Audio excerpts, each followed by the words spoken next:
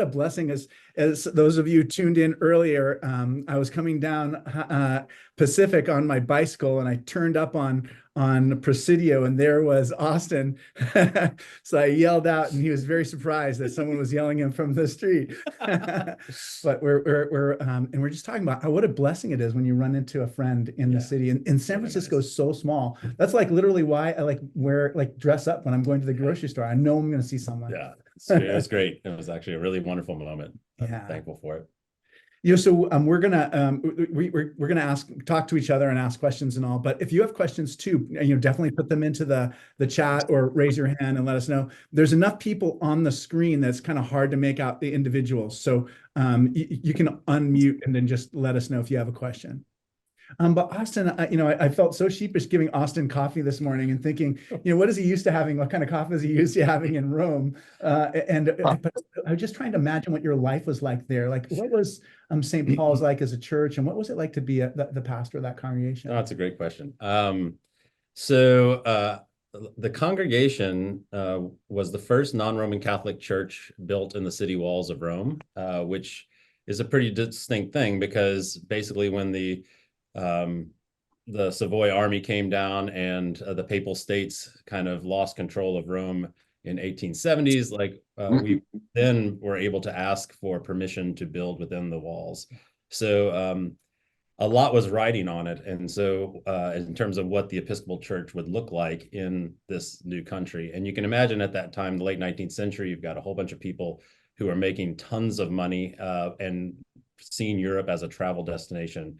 A lot of those people were Episcopalians, and a lot of those people wanted to work as Episcopalians in Europe. And so St. Paul's was one of 3 churches that were built that were kind of on the grand tour. And so no expense was spared in its construction. And because it was Italy at that time, a dollar went a lot further. And so they were able to raise the money to build the church. It was built between 1873 and 76. Fascinatingly, the community first started meeting in the embassy in 1859 and then moved out of that eventually to that location. But so it's a beautiful space, gorgeous mosaics by Edward Burne-Jones.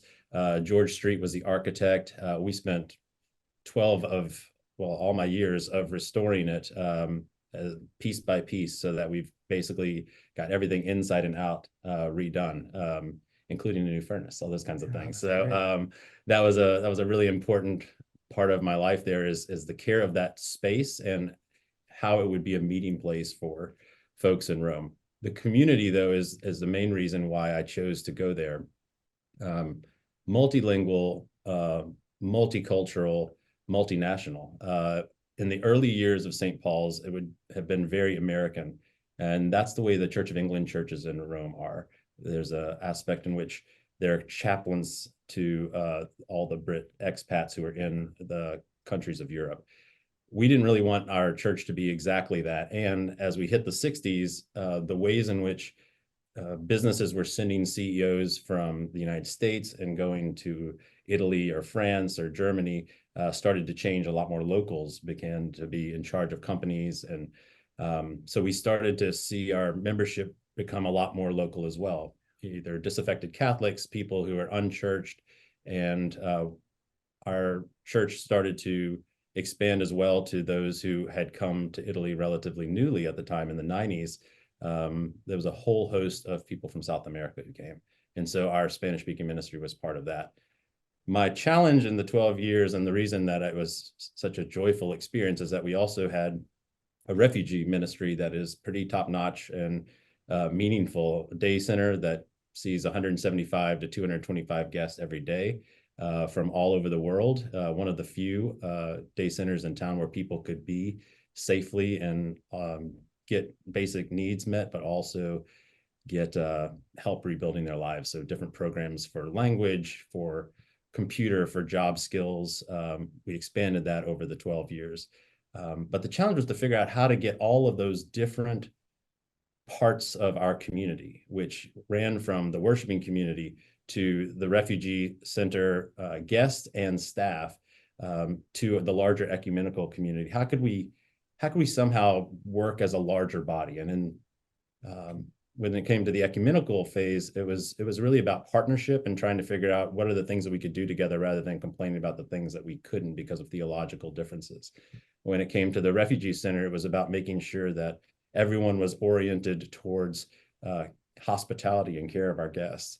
And when it came to the worshiping congregation, it was about trying to make sure that we had links with all of our larger life, and that the different communities that could have been seen as interest groups were talking to each other and really serving together and partying together. I mean, sitting down at the same table. And so we really instituted a whole series of meals that were not too different from our Eucharistic meal as a way of reinforcing, our shared life in Christ. And we did that in the refugee center as well for fundraising events. And so gathering around tables, both in homes and also on church property, sharing that larger bread that Christ shares with us, that was really a major part of the ministry. Yeah. What were the three other churches that were kind of those destination churches? And what are their challenges? In what ways are they similar to St. Paul's? And what ways are they different? Yeah, so the other two, one of the elder statesman priests when I got there 12 years ago, who was in Florence at St. James, that's one of them, used to call these three the sisters because we were like the founding parishes of the convocation, the convocation is our word for the diocese of churches in Europe where I served before. We aren't called a diocese because there's a Church of England diocese in Europe. And so as all of the events of the early 2000s showed us in terms of crossing borders and, the word Anglican, the word Episcopalian, all mixed up in theological differences. We tried to play nice and not take the word diocese as an affront to the diocese in Europe. Really so really trying I didn't even understand that. Yeah, it's no one does. So like in fairness, like it's a really weird thing, but that's what we're called, the Convocation of Episcopal Churches in Europe. CC. So Florence, Rome, and then Paris, the Cathedral. Yeah, and how are those churches like different from St. Paul's? George Street, who was our architect at St. Paul's, is the same architect as the Cathedral. So, but that's a Gothic space, and we're kind of Victorian neo-Gothic, and so it's interesting to see the differences in those two. I would say in Paris, there's still been a little bit more of the connection with expats because of how much what's the word? I mean, there's been a lot more movement of Americans to Paris than there have been to Rome recently. Most people who come to Rome come primarily because they're serving in one of the embassies, and there are 3 embassies in Rome. So there's the Italian embassy, the embassy to Italy, there's the embassy to the Vatican, and then there's the U.S. embassy to all of the UN agencies. The tri-mission community is what they called it. But Paris has a lot more of I would say, Americans than we were experiencing. And then Florence is probably the smallest in terms of worshiping community, but they have a gorgeous building as well. They've got amazing ministries of reaching out to college students who are there for study abroad. And the 3 of us, I mean, really the rectors of the churches, it was really important for us to be on the same page because we would meet twice a year in New York for board meetings. Oh, that's great. Yeah, and so each of us had boards that were at different levels of support of the congregation. St. Paul's was specifically about the building. And so one of the ways that we tried to all play on the same team was making sure that there was connection between the board's work and the work of the vestry. And so getting those solid connections and making sure we weren't at cross purposes was crucial for being able to do that restoration effort. Yeah. What was the story of the congregation at St. Paul's in the 30s and 40s in Italy? Yeah, I mean, in the midst of wartime and everything, I mean, there are missing years in there. Yeah, I was wondering about that. Yeah, there were totally missing years. And I mean, the one thing that was fascinating to me is that apparently it was a medical hospital for a couple of the years there. And there was like a lot of Swiss who were wounded in battle and were there. The pews that we currently have were made from the old cots. Oh my goodness. Yeah, Oh, right. that's So amazing. even though my proclivity was to look at it, there were chairs before there were pews, and so it's part of the restoration effort. I'm like, well, maybe we should go back to the Right. chairs. It was really hard. I was like, how can these were made from those? Like, and so Yeah. it was that constant restoration question, right? Do you, Right. The people who died in yeah, that, which era what you're is trying more to important? reform. Yeah, what are you Yeah. trying to hold? So we kept the pews Yeah. for the time being, but leave that to a future rector to decide. That's great. So I have a question that I find really hard to answer, and and the question is, where are you from? And every time someone says, "Where are you from?" to me, like I just like, how much of the story do I need to give? But Totally. what is your answer for our group here today Yeah. in terms of where are you from? Yeah, I think the exact same way. And of course, I get asked that question all the time. Yeah, right, especially here in San Francisco. So I I was born in Texas, outside of Houston, Texas.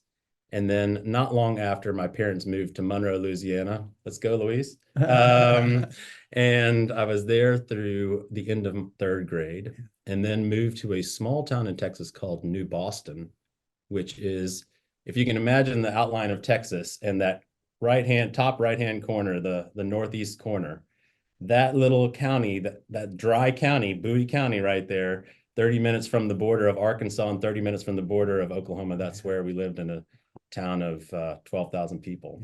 Yeah. And I was there for middle school, and then moved to Wisconsin after that. Yeah. And Wisconsin all the way through high school. And so I joke with people and say that my move from Texas and Louisiana to Wisconsin was my first cross-cultural immersion experience. And it's totally true. It prepared me for living abroad and understanding that people can see things differently and interpret signs differently based on culture of origin.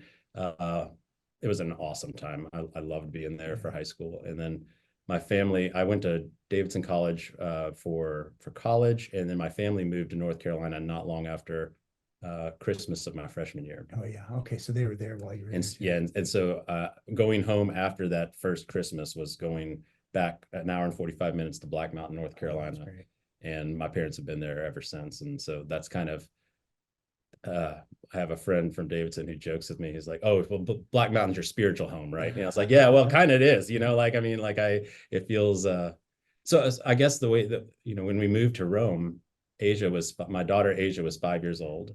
And we came up with a little song together because we were thinking about moving, and she started singing it a lot. We're living in Rome. This is our home. We're living and so it made me think, like, home, when you've moved that many times, you can either be from nowhere, right, or you can be from all those places. Yeah. And I have chosen to claim being from all those places because I feel like so much of the concept of home is about whether or not you're invested in the destiny of the place and the people that you encounter. And so I'm thankful to make the Bay Area my home now too. Exactly. Yeah. San Francisco's your home. Yeah, because it turns out that people are people, and I find people fascinating. I like learning, what makes people different. I like learning about what makes people the same. I like learning about new cultural traditions and things that really give life to communities. And so that's been part of the joy of being here these months. So great. So we're so glad to have you. Yeah. You've got like such incredible energy and such incredible enthusiasm. And it makes me feel like I knew what you were like when you were a kid. You did. But maybe you could talk a little bit about just like what were you like in middle school and high school? Yeah. What kind of activities did you do? What did you enjoy? What were you into? Sure. Well, I really liked sports. And so baseball was my primary sport, and I loved playing baseball. Grew up playing a lot of ball. It took me years to realize that the way in which my parents were active lay members of our church was not normal in the Episcopal Church. And so I was involved in church from an early age, in ways that, it took me growing up to go, oh, everyone didn't do that? No, everyone didn't do that. But it was a wonderful gift, honestly, to be able to grow up in that environment. I love spending time with, my extended family. We would do Thanksgivings in San Antonio, where my grandparents lived. My dad's family and my mom's family is kind of Arkansas, Louisiana, mostly, and a little bit of Connecticut. But for me, like growing up, like moving to those different places, one of the things that I learned was that, you know, you can take it a couple of ways, right? If you move to a new place, you can view it as like the kind of, okay, I don't like whatever I've done, I'm hitting a restart and I'm going to be a different person. Or you can figure out how to answer the question where you're from, and be related to new people, and engage with them, listen to their stories, in each of those places. And that's the way it felt like. I never felt the need to kind of sever a past. I felt more of that, this addition, you know, kind of this growing community, right? So I spent a lot of time with friends in middle school. I mean, like we had this little neighborhood that was out in the middle of the country, and behind us there was this space called we called the sand pits. And you know, this is the days of riding BMX bikes, you know, and we would go create, so that's great, like little ramps. Yeah, totally. Yes, they would come and they would dig with bulldozers like out of the sand to mix for concrete, and we would go out and like our jumps, like we had a baseball field set up, like, you know, with part of the walls, and we had a clubhouse back there. And so like that kind of stuff, like just neighborhood play, you know, this is before devices. I mean, we still had you know, computers, rudimentary computers at the time, and computer games, but we really spent a lot more time playing outside than anything else. And so that, and then moving to Wisconsin, part of what the shift was is that when you have the majority of, you know, your winter months needing to be indoors, I learned a whole new slew of activities like bowling. So I love bowling. It's super fun. It's great. It's fun. And I even worked at a place called the Batter's Box, which was an indoor batting facility, and that was actually one of the ways in which I was able to kind of improve my baseball game significantly, because I would go in there and there would be parties that would come in, and you'd raise and lower the goals so people could dunk on them and everything like that. And then, you know, make sure that the batting machines were working. There was some card business as well there too, like, you know, trading cards. I loved working that job. And I worked at a golf course as well. I did from 8th grade through end of high school. I worked starting out cleaning golf balls and golf carts 2 times a day. I used to joke with people that was the best job I had before becoming a priest, because it was so great. It was so awesome. And I got to do it with my best friend too. And so like we really enjoyed that. And then moved up to working in the clubhouse, and then working short order cook, working on the greens crew and everything. So that stuff was really fun. Yeah, my work life, I worked in a lumber yard. I worked as an agricultural laborer. I worked in restaurant. I drove a delivery truck. It was really important for my future, like because we interact with so many different kinds of people, and that definitely brought me into touch with so many different people. I've had this dream from when I was a kid. There was a baseball diamond in one of the neighborhoods we lived in. I knew I could hit over the fence, but I never ever did it. So I want to go back to there, bring the baseball, bring the bat, and just launch. Oh yeah, for but sure. I don't even know if I can. I'm just sorry, on my downhill. No, you'd be fine. You'd be fine.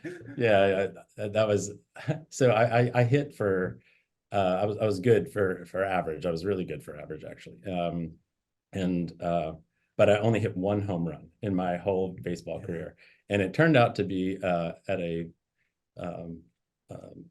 field that's right around the corner from Asia's mom's house in her small town in Wisconsin. And so when Asia was a little kid, even though my friends went and got the ball and brought it back to me, at the time, Asia went and found a ball outside that stadium, and she goes, "Dad, I found your home run ball." And I was like, great. I absolutely love thanks, that. baby. I'll take it. Completely. I remember dunking in one game, dunking a basketball in one game. But you're right. It's just like that moment is just like Dude, that's awesome. You did that in a game. Eucharist, yeah. It's like the Eucharist is Easter communion, like when you sing the mass at Easter, that's what it feels like. Yeah, that's totally it. That's right. That's right. Yeah, it is completely true. Like that. All of us are together, you know, it's so amazing. I was the Redbird for our school my junior and senior years. So I played basketball the first 2, and then decided to work at the Batter's Box and focus on my baseball. But I was our mascot. Oh, that's cool. And I got on the local TV news for dunking a mini ball, Oh, but I great. couldn't dunk a brick ball. That's great. In your costume? Oh yeah, it was Oh, so much that's fun. awesome. Yeah, so you got the big red bird like coming Yeah, like that. It completely. was so much Oh, fun. I totally love it. The big red bird. Yeah, Oh, that's now now we know what to put on your locker. totally. I'll The take it. big red bird. I know. I love it. Tell us a little bit about kind of like your history with the Episcopal Church too. Sure. Like, kind of what's your connection to it, and something that Episcopalians are really interested in. Yeah. So my grandmother used to attend an Episcopal church in Shreveport, Louisiana, Okay. and that's where my mom's family's from, Bossier City. Is that where the Shreveport? Is that where the cathedral is? Because I remember what's the guy's name? ML. Yeah, Mhm, yeah, mhm. yeah. He's Yeah, cool. so my grandmother used to attend then, but my parents really, my dad's family was kind of military. Well, it definitely was military. Was my grandpa was a major in the Air Force, and so they moved all over the place. And basically, they would look for the best youth group for my dad and his brothers. And Methodist Church seemed to be the one that they felt the most comfortable with. And apparently, they attended a Lutheran church when they were in Minnesota too. So, but the Episcopal Church, I mean, they went.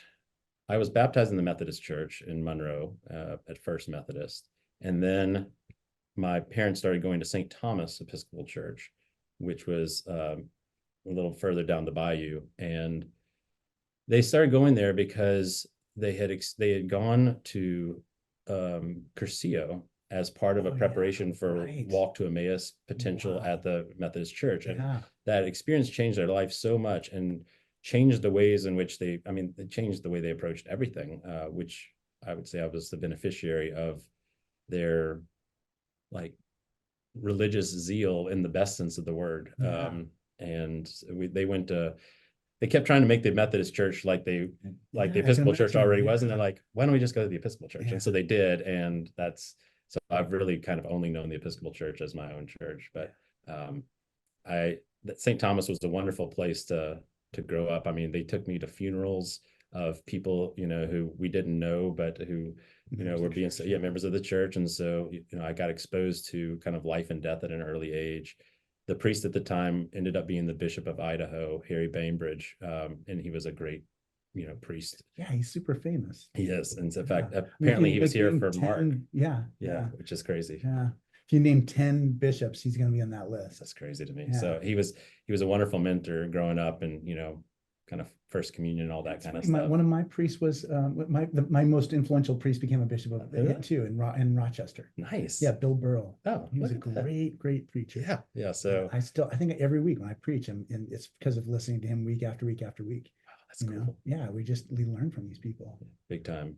So and then when we moved to each of these places, one of the things that was the first order of business was which church we're going to go to. Right. And I realized that other people didn't make the decisions about moving like that, but that was always the first priority. And in middle school, our Episcopal church in that little town in Texas, New Boston, was St. Albans, and it was only, it was about this big, maybe smaller than this room. I think 3-4 pews on each side, really super small.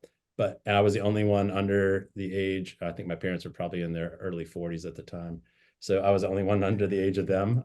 The three youngest people. I was the only acolyte. And so I acolyted and I helped Father Rutland out all the time. It was great. And one of the formative experiences. So while we were waiting to get our house built in New Boston, we lived in Texarkana, which was 30 minutes away on the line of Arkansas. And the church there was St. James, right on the state line between Arkansas and Texas. And I remember going early to church because my parents were convinced that it was important to share a meal with some of the unhoused people who lived around the area there before we would actually go and celebrate Eucharist. And again, I didn't realize that was different or, not normal practice among Christians until I got older. But, we developed a relationship with one of the particular gentlemen there called Marshall.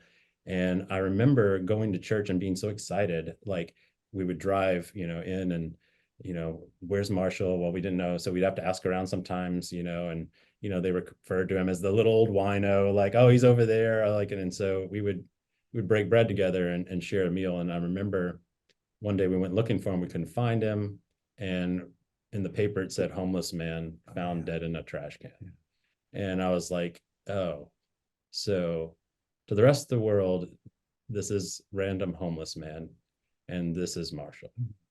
And I thought, not lost to God, not lost to the larger Christian community, but so easily falling through the cracks of the world, right? So it really, that kind of changed my outlook on human beings and what the church's promise could be.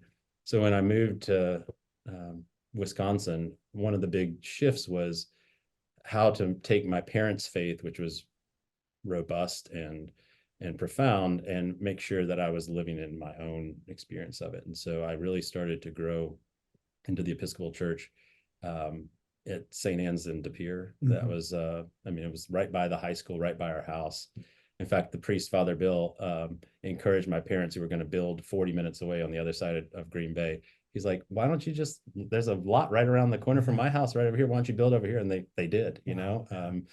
And that I was involved in diocesan youth events. We were involved in mission trips, Faith Alive, Happening. I mean, it was a very active kind of, you know, we had a youth group of 50 people who would meet on Wednesday nights and Sundays, and really powerful experiences. In fact, on May 4th, my old youth director, that's great. Tony and Jenny was here. Yeah. I was like, that guy has been so good at being able to raise up leaders in the church, lay and ordained. I mean, just a charism for youth ministry. And again, you know, with all the ways in which that can go wrong and people take advantage of it, to see someone who was doing it right. So true. I think I had a friend in high school. He's at UC Davis, and he was our debate coach. And the example of his faith, his name was Sherman Jen. He was from Turlock, California, like nowhere. And I would love to see that guy and just say, hey, thank you. I was paying attention, even though you didn't know I was paying attention. Right. So how did you decide to become ordained as a priest? When did that idea kind of first come across your radar? Well, I mean, so I had a dream with Father Bill in it. So Father Bill, the priest in De Pere, Wisconsin. And this is a really strange dream now to think about how it is kind of played out. The dream was that I was in Venice, and I was on one of the vaporetti, the boats, the water taxis. And so it was out like kind of in the area by Dorsoduro, like looking onto St. Mark's, like from the islands, right? Looking back. And I remember the Vaporetto came up and stopped at, you know, one of the piers, and I went downstairs into the building, and Father Bill was down there and celebrating Eucharist. And there were people, and it was the sense was, you know, respectful, prayerful, but still joyful. And he turned around, and he had offering plates in his hand, and he handed them to me. Wow. And this is not long after he died. So he was definitely on my mind. And at the time, I was doing musical theater and very much considering whether or not to make that my career. And I was trying to discern, what does it mean to have these offering plates? My grand plan after graduating from college was I was gonna go get residency in Texas again, so that I could go to the University of Texas Law. And my goal at the time was to be a lawyer with a heart. And I know married to one of those. Yeah, you are. That's right. It's fair enough. You can be one. That's right. You can be one. And I was going to do a Master of Arts in Pastoral Ministry that was at the seminary just north of UT's law campus. And I knew I couldn't do those at the same time. I would have to wait after 1L to be able to do this 2-year program, but I was going to graduate in 3 years and have a law degree and also a pastoral ministry degree. I didn't get into law school, and it was a shock to me, and there were a whole bunch of reasons kind of how that played out, but I could have just reapplied and kind of getting those reasons off the table, but I still had my application for seminary for this other program. And I went in, and the professors and the dean said, well, listening to you talk, if you had full-time availability, we have this other program called a Master of Arts in Religion. You write a thesis after 2 years, and there's some funding to help make that happen. I said, I have full-time availability. That's perfect. That's great. So then it was a combination of my bishop in Western North Carolina who knew me, and the classmates and the teachers and the dean encouraging me to consider whether or not I was called to switch to the MDiv program and whether or not I was called to be a priest. I was initially pretty resistant because I was like, I don't want to do something just because. I certainly didn't want to do something that was against the normal process, right? Yeah, right. But Bishop Johnson, my bishop, was like, listen, I really think that you should switch to the MDiv degree because it's more flexible. It'll give you a chance. And, maybe you're being called to ordination. You should pay. I mean, looking back, I'm like, man, he pursued me in the way that was really, I wouldn't be a priest if it weren't for that, right? He opened the doors and made it possible like we did. Long story short, after my Midler evaluation, I'm like, yeah, I should switch to the MDiv program. So I did, and it left me with some canonical waiting periods that were later than graduation. So that's what sent me to Mexico for Young Adult Service Corps missionary year, because I had at least a year to wait before you get ordained as a deacon. Yeah, that's great. Which led to being able to speak Spanish better and understand the larger network connections in the Anglican Communion, both positive and negatively, and ended up being the ground that I was able to serve at La Capilla. Yeah. Maybe you can tell us a little bit about that ministry. I mean, I think it's something that people are very interested in. It just seems like it's so close to your heart. Sure. So La Capilla? Yeah. Okay. Yeah. So after a curacy of 2.5 years, which was at a wonderful place called Grace. Hey, look at that. Great. There's other graces. There are other graces, yeah. So I was considering whether or not to, I was in a process in Bainbridge Island, Washington. So it would have been a big West Coast move at the time. And, we were in conversations. They were, nowhere near like, kind of final visits or anything like that. But the bishop at the time, Porter Taylor, who ordained me, said, hey, I'd like you to consider being on my staff and being our Latino missioner. And I'm like, well, how am I going to do that? I was like, that's not my first language. Yeah, like English is my first language, and Spanish is a far cry second language. And like, I don't know how I'm going to, really do that. How can I be a priest in a language that it's not my dominant language? And he said, just pray about it. I'm like, great, thanks, Bishop. And I did, and I spent a lot of time talking to my clergy cohort of support and friends who, we still talk every Thursday, text every day, and meet once a year. And they're like, I know it's scary, but maybe you should pay more attention to that. And I did, and I ended up saying, okay, yes, I'll do that. And I called up the folks in Bainbridge Island and I said, I'm gonna have to pull my name out of the process and for consideration. I remember like, my liaison there, who was so nice to me, Jerry, he was upset, of course, but it wasn't like it was too late in the process, but it's still like, we had developed a good relationship. What was fascinating is that serving 5 years on the diocesan staff and at La Capilla, our community was primarily undocumented peoples from all over Latin America. So we've had Colombians, Chileans, we had Mexicans, we had Costa Ricans, Argentinians. It was like a whole big blend. But our senior warden, who was Colombian at the time, got actually a deportation order. Oh my God. And so we had to go through this whole scenario of what do we do? Like, this might be the first senior warden in the history of the Episcopal Church to be deported, Right. And so he had family in Vancouver, Canada. And so we agreed to take him to Washington to get him to Vancouver. And again, the way that God never ceases to amaze me. The liaison who had been part of the process, he and his husband hosted us for a final dinner. And so it was like this sense of how big the body of Christ is and how grace-filled and beautiful it can be. So here's Jerry offering his home to make sure that Carlos is able to begin this journey to his family. And Carlos just died this last year, unfortunately, but he had a wonderful life with his family in Vancouver, and it would have not been story. possible. And like nothing's wasted. Nothing is wasted. That conversation they had with Jerry, they thought it was a big disappointment. That's years later, it turns out to be the crucial thing. That is the message. Nothing is wasted. Yeah. Oh, that's great. I wonder, just like a lot of people ask me this question just out in the world, and I wonder what your answer to it is. Like, what is the Episcopal Church? Like, how do you answer that question when you're talking to like more normal people? Yeah.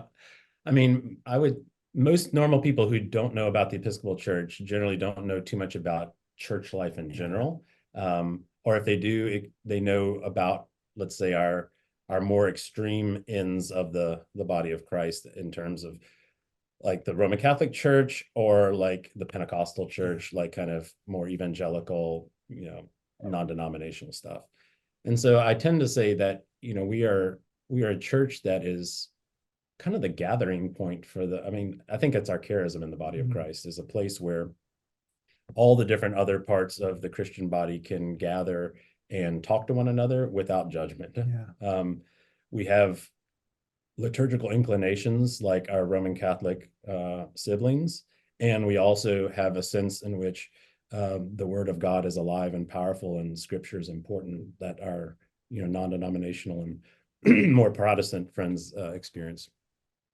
I tend to say like we are, we have the roots and connection with the ancient church, but we respond to life in nuanced ways, and we're not afraid of the questions that come up before us. We're not the loudest voice in the public square, but I think we're one of the most important ones. Yeah, that's great. I love that. There's training you have to go through to be a bishop. I suppose. Like I just don't. No, they just let us loose, man. That's right. Sign the paper and get to work. Get on out there. Get on out there. I would love to hear about just like what that training consists of, and just like what are best practices in terms of just like, and what surprised you too, because I figure like a year ago you probably wouldn't have known any of this. You'd be like me. You wouldn't know anything about whether bishops were receiving training. No, none of it at all. Yeah. So after December 2nd, I got called from, the presiding bishop and also the College for Bishops. And so the vice president of the House of Bishops is responsible for that right now. And so you get put into a cohort, a class. And the idea behind it is that you meet once a year, except for the first year, we met in February. Oh, great. Yeah. So the end of February, we had a gathering in which I got to meet other members of my class. And so you meet in person? Yeah, we met in person. So good. So we flew to Roslyn, Virginia, where there's an Episcopal Conference Center there. And we spent 4 days getting to know one another and starting to raise some of the questions that would be in front of us. And, both personal, like what is it like for you to do this? And also, what are some of the practices that are helpful to sustain your ministry? And those bonds of affection are super important. I mean, we've got a text group on HOB 24 that like when things are going on, like we're checking in with each other and seeing. Yeah, that's great. I mean, I can just imagine this has come up. How would you address this? I'm the baby in the class, because I was the last. So the last one. Exactly. Yeah. And so then they started a new class for the ones that got. That's good. You're already like a sophomore. No, I feel so great. And so we met in the summer again, and then it's a 3-year program. In fact, last week, so you get a mentor. I got a 90-day mentor, which happened to be Brian Cole, who preached on the 4th. Oh yeah, he was great. So he was my mentor because I knew him. Everybody in California loves him. Awesome, yeah. Well, good. I do too. I mean, he's a great friend and he's a great bishop. So he was my 90-day coach, and then Kay Ryan, who is a suffragan in the Diocese of Texas, is my 3-year coach. Yeah. She just came out here last week to meet with the diocesan staff and to meet with us. And she came to church here for something. Like she came to evening prayer. Yeah, and I just missed her by like 5 minutes because I was going to do the yoga thing or something. Yep. Oh, that's neat. So there's that kind of support, which is really important. I mean, I think the main things that they want you to learn in kind of the College for Bishops is how impossible it is to do this job alone. Yeah. And if you seek to do it by yourself, you're going to burn out and be a bad example to your people. And also there are some best practices for ways to approach, financial matters, visioning matters. So it was really helpful to have that. But I think everyone, and one of the things that they say is that no one knows how to do this. Mhm. I mean, there's an aspect in which if I tried to just take the learnings from the different contexts in which I've served and apply them whole cloth to this, I'd be doing a disservice to the call and the ministry. But instead, there are aspects of those that inform what I do, but I have to be willing to see with new eyes. And I feel like so much of what the role is from these early days is about, not only being the symbol of the unity in the body, as we talk about, but to really do my best to help kind of connect the body. Like it's like knitting, sewing work, like of trying to knit together these different parts of the body that are doing amazing, wonderful things, but don't always necessarily like share that with each other. Not because they don't want to, it's just that they're busy doing their own thing. And so my job is to look at the larger system of our church, both within the diocese and then also the larger kind of Episcopal Church and Christian movement, and somehow be a connector in those spheres. Yeah. Yeah. I mean, this is a really hard question. And it is, if you look at that class, the HOB 24 class, is there something that you all share in common? I mean, either by accident or by, as the church is kind of seeking leadership for the future? Like, what is the thread that connects you all besides the fact that we're chosen in these very different locations to do this similar ministry? That's a really good question. Yeah. I think the thing that connects this class, because we're from actually different generations. Yeah, I can imagine that. We're from, different cultural backgrounds. But the thing that connects us is that all of us have experienced a kind of church that was just about going through the motions. Yeah. And none of us want to do that. And so the thing I most appreciate about my colleagues in the class are I can acknowledge the deep faithfulness that each of them brings to the work. And at the same time, we're all doing the work differently based on who God has called us to be. Yeah. And so it's this wonderful mix of like trust and appreciation for like the roots of ministry and like celebrating the fact that the fruits and the leaves are different in our context based on, how the Spirit is moving in those places, which is really cool. Yeah, that is so cool. I'm just so glad that network. I mean, we were talking one time, and I said, when I got ordained, before I got ordained, I said, I'm going to love preaching. I'm going to love being, with people in the hospital. I'm going to love doing weddings. Yeah. And when I actually got ordained, my favorite thing is like clergy group. It's like being part of the life of these other people who are also just doing, God's work in their own different ways. And it's been really sustaining to me over the last, 30 years. Tuesday was my 30th anniversary of my ordination to the diaconate. Happy anniversary. Yeah, good for you. Cool, huh? Way to go, man. Yeah, I know. It's great. I just keep thinking about that. See, it says 30th on there. Wow. You can read it. Yeah, look at that. Look at that. That's cool. But, one of the things I love the most about having you here is that, it's a little bit like this hallway. If you were to look down the hallway, you're going to notice all the clutter in the hallway. Like, why is this old bookshelf here? And why do you have these books that no one reads here? And I think it's like I've been in the Diocese of California for 40 years, and came here as a college student and was very active in it right from the very beginning. Met Bishop Swing when I was 18 years old. But I wonder what your first impression of the Diocese of California is, and especially because the other thing for me is I don't really know any other dioceses. I was in Boston for a little bit, kind of a little bit understanding of it, but so I'd love to hear what your experience of it is, just as everything's new, and then just even as having been in other dioceses too. Yeah, that's a great question. I would say my experience is extraordinarily. I'm extraordinarily thankful to be in this context. I feel like we've been blessed in the Diocese of California with an incredible amount of resources, human, financial, kind of where we sit at this moment in history, especially, you did that AI kind of forum. I mean, I feel like those are the kind of conversations that the church needs to be a part of and to be leading the gathering and the discussions around how we use new tech sensibly. So I feel like there's so many ways in which the Diocese of California is set up to be an amazing leader in the larger Episcopal Church and also the world.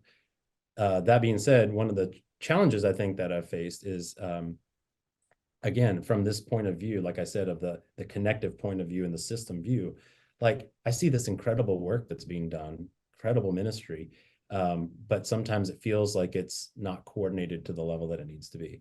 It feels like, you know, I don't get a sense of hard competition among churches like I've experienced in some other dioceses, but I do get a sense that, you know, there's not been a focus on trying to really work together on the things that are bigger than our congregations.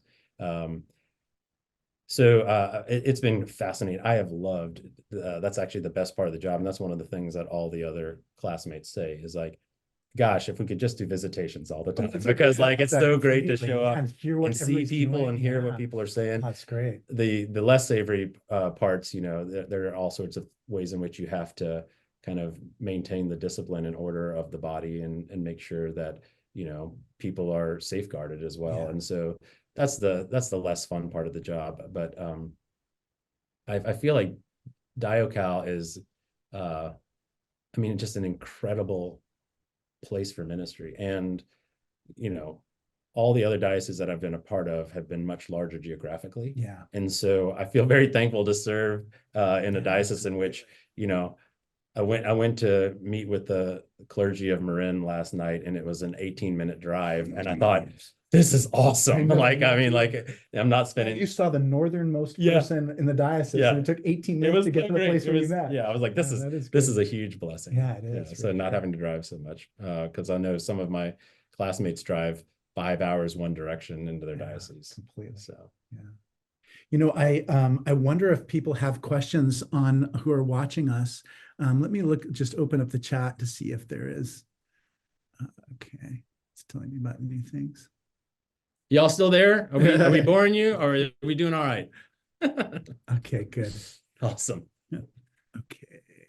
All right, good. All right, no questions. Rowdy Redbird. I love that. I'm very rowdy, Jack. Thanks for asking. Great. So that was how you did it. Yeah, I'm very well. That's a new version. I didn't have that suit. It was a older, kind of more chickeny looking. I remember it being particularly scratchy on the inside, especially as I got sweaty, and like I was like, it's grating. Yeah. So I have a question. So you've met so many people since you first arrived. Just describe like some person that you've met and like, you know, their story, or, you know, something that sticks out about them.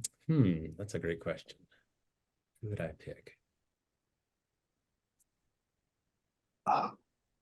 Your calendar, by the way, I'm just, as you keep thinking I'm going to talk. Yeah, go ahead. But your calendar like is it's full. Yeah, I mean, it's full right now. Well, I mean, I've spent a lot of time with lay people, and I spent a lot of time with clergy. You know, one of the, I'm trying to think of who to pick. Yeah. There's been so many people I've met.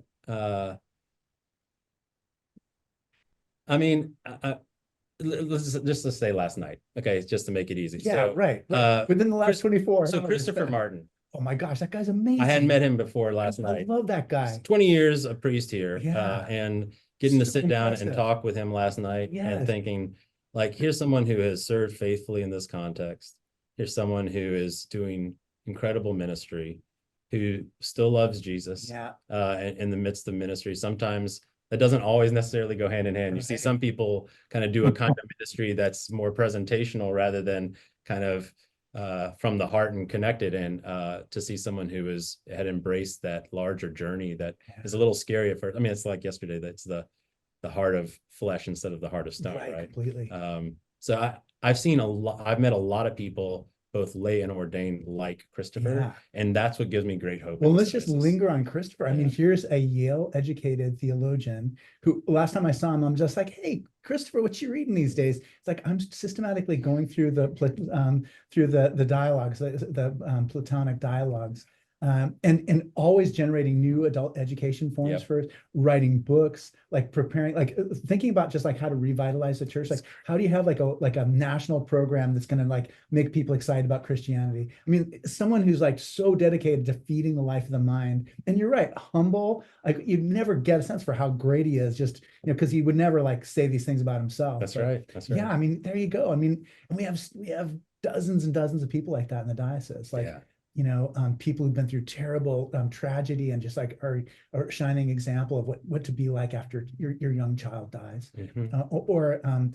People who've come from like nowhere and formed a Christian life when they really didn't have any Yeah. mentors when they were kids. And amazing people here. Yeah. That's my first day on the job.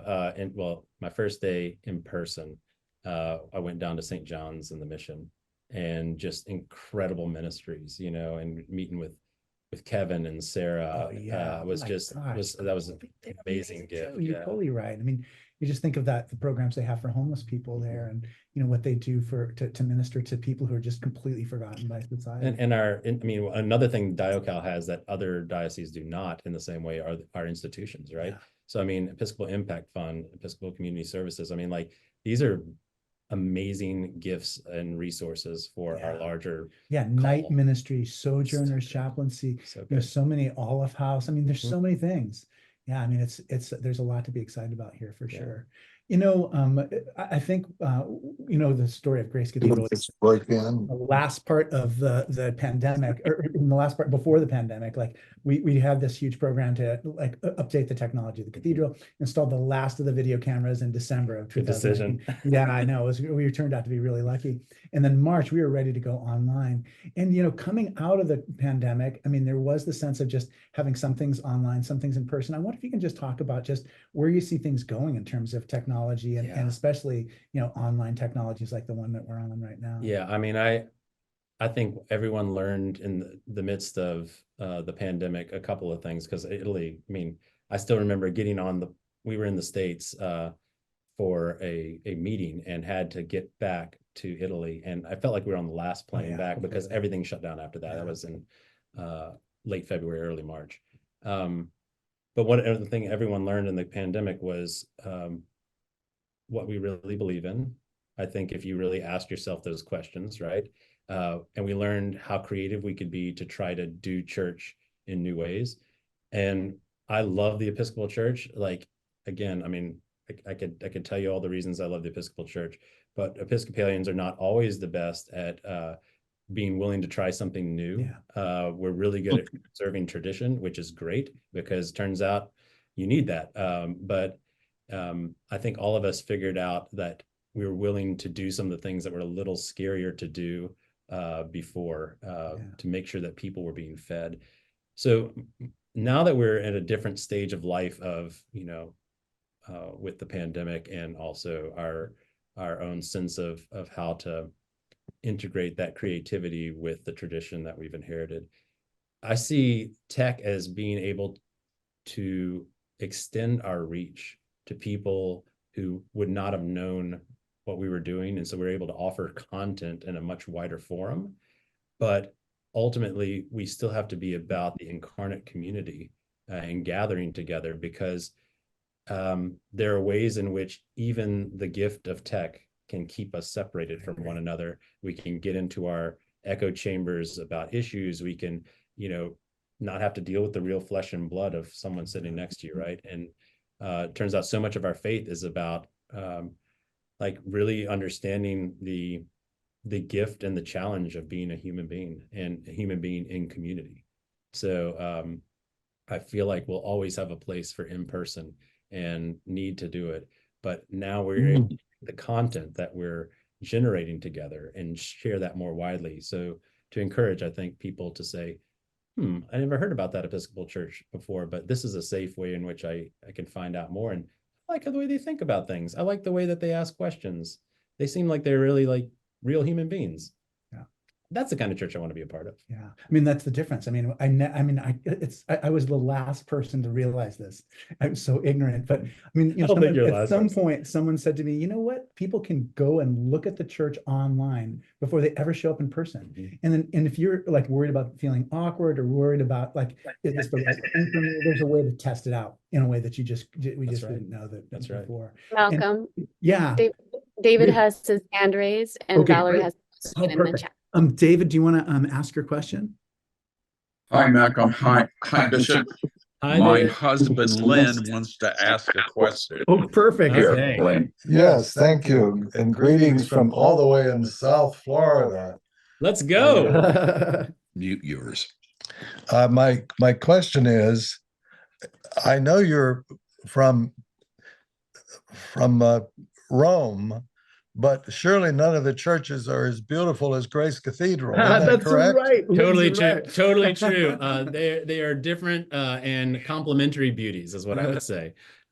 Different styles, different sizes, different place in the city, different function, but luckily connected in the larger body of Christ. Thanks, Lynn. And then Valerie has a question in chat. Valerie, what's your question? Hi there. Hi. It's really about this transition. Transitions are big, right? And I wondered what California and San Francisco have plenty of preconceived notions about them. We have reputations, right? The state, the city, the diocese, everything. And I was curious about it so far in what you've experienced and learned, what of those preconceived notions have rung true and which ones have not?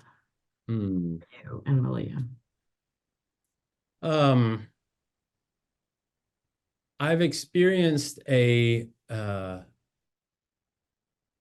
of willingness to press reset on relationships and on kind of the beginning of ministry together. That's been it's been wonderful. And I would say that's the idea of California being a place where you can begin again, because it's relatively a new place compared to, let's say, Rome, right?